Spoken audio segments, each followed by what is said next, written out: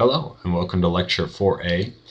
This lecture is titled Nomenclature for Type 1 and Type 2 Compounds. So in this first lecture we're going to be naming compounds that contain a metal and a nonmetal. We call these binary ionic compounds, and those are compounds that contain a positive ion or a cation, which is always written first in the formula, and a negative ion, which we know is an anion. We have two types that are based on the cation. We have type 1 compounds, where the metal forms only one type of cation, and we have type 2 compounds, where the metal can form two or more cations that have different charges. So we're going to start with type 1. So we've got some rules here that we're going to follow when writing type 1 ionic compounds. So number 1, the cation is always named first, and then the anion is second. Number 2, a simple cation, which is only obtained from a single atom, takes its name from the name of the element. So for example, Na plus is just named sodium. And then finally number 3, a simple anion, obtained from a single atom, is named by taking the first part of the element, which we call the root, and we change the ending to IDE. So an example would be chlorine would become chloride. So some examples here on this slide. NaCl, which is combining Na plus and Cl minus. We put those together, we get sodium chloride. The next example, we have Ki, which is combining K plus 1 to I minus 1. So we get potassium iodide. The next example, CaS, we're combining Ca2 plus with S2 minus. So we get calcium sulfide. And next example, CsBr, Cs with plus 1 charge, Br with minus 1 charge, we get cesium bromide. And finally, MgO is combining Mg2 plus with O2 minus to give us magnesium oxide. So let's look at some examples together. Our first one is CsF, and Cs is cesium, and F is fluorine, but we change the ending to fluoride.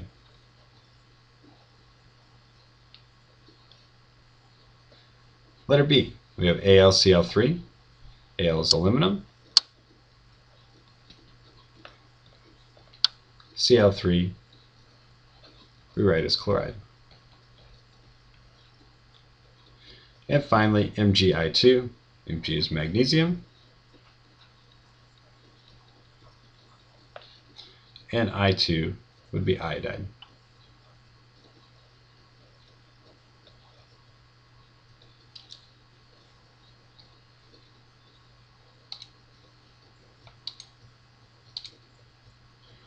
Alright, so our next thing we're going to look at is ionic charges. So there are some relatively familiar trends that we're seeing here. If we recall, our valence electrons for these columns just increase by 1 as you go across the periodic table.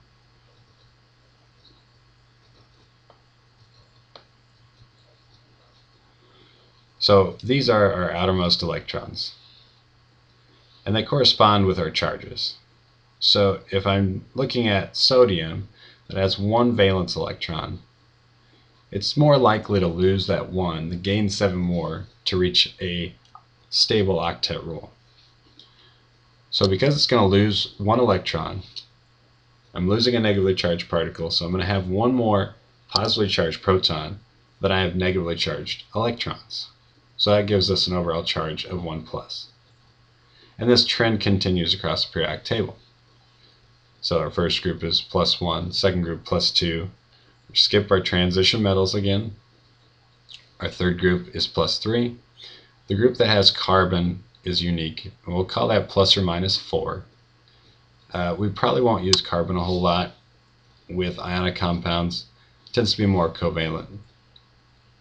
And then starting with the group with nitrogen, we start going the other way. So we get more electrons, negatively charged electrons. We have protons here. So -3, -2, -1. And then our noble gases, we don't tend to have any change, so we say that the charge is 0. And then within our transition metals, we've got some variable charges. So this is where we're going to focus our attention with the next type, type 2. So type 2 binary compounds. These are those that can form a metal with more than one charge. So there's multiple possible cations. And we're going to have to look to the periodic table possibly to figure out which ones do indeed need a charge. So if they have more than one charge listed, then you're going to need a middle, this Roman numeral. So when we write the name of these, we use Roman numerals in parentheses to show what the charge is on the cation. So for example, we would write lead 2 chloride, and that's how we read it too. Lead with a 2 plus charge, so lead 2, Roman numeral 2 in parentheses, chloride. And just as reference, I've got a table here that shows the Roman numerals and what number corresponds with them for the first 10.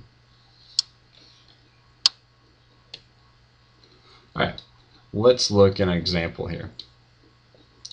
Iron has multiple possible charges. It's going to be either a 2 or a 3. And we write that as either Fe2 plus or Fe3 plus.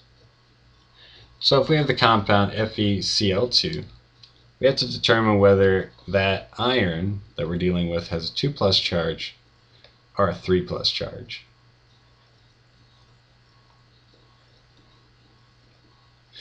So to figure this out, we have to look to our anion. And if you remember from before, when we wrote formulas, we did this crossover method. So we took our charge to figure out what our subscripts were going to be. Well, in this case, we're going to reverse that. So remember, we don't have ones that are written. So we're going to take the subscript, we're going to move those back up to where they're the superscript or exponent number. And this is going to tell us what the charge is on our anion. The anion's always negative, cation's always positive. So we can verify this. Is chloride's charge indeed a -1? And it is. So we don't have to do any modification to this.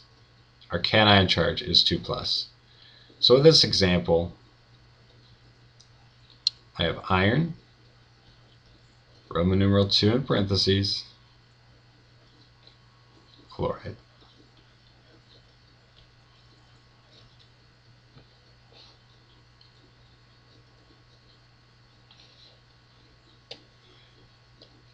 On this next slide, I've got a really short list of some common type 2 cations.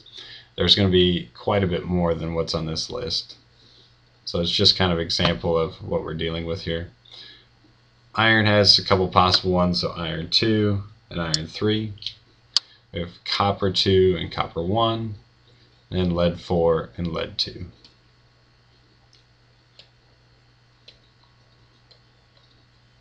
So let's look at some examples here.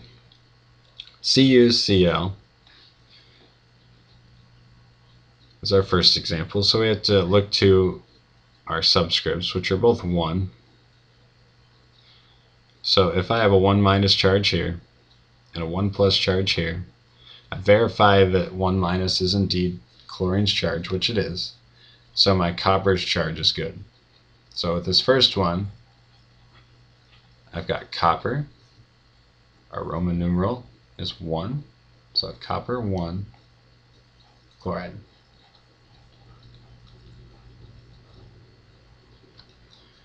Alright, our next example, we've got a 2 and a 3 as our subscripts. So if we switch these around, 2 moves up here above the oxygen as 2 minus, 3 moves up here as a 3 plus. We have to verify that 2 minus is the charge of oxygen, which it is. So our 3 plus is the charge of iron. So I have iron, 3 in parentheses, oxide. Alright, the next one, I've got a 1 and a 2. 2 moves up to manganese, so 2 plus. 1 moves up here with oxygen, 1 minus. We verify the charge on the anion, which is not -1. So in order to get to its charge of 2 minus, we have to double this. So that goes to 2 minus. If we double this one, we double this one. So we get a 4 plus. So our anion and cation are good now. So our charge on manganese is actually 4 plus.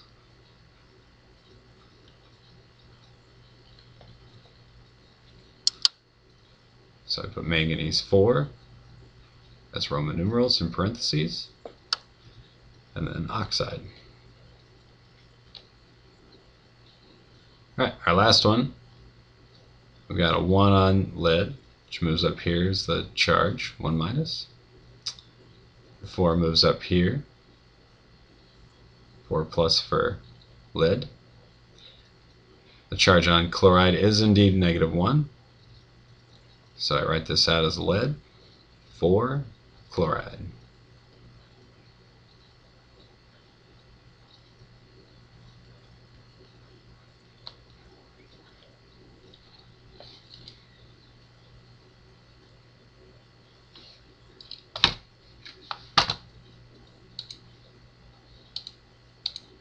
Alright, so that ends our first lecture on nomenclature with dealing with type 1 and type 2.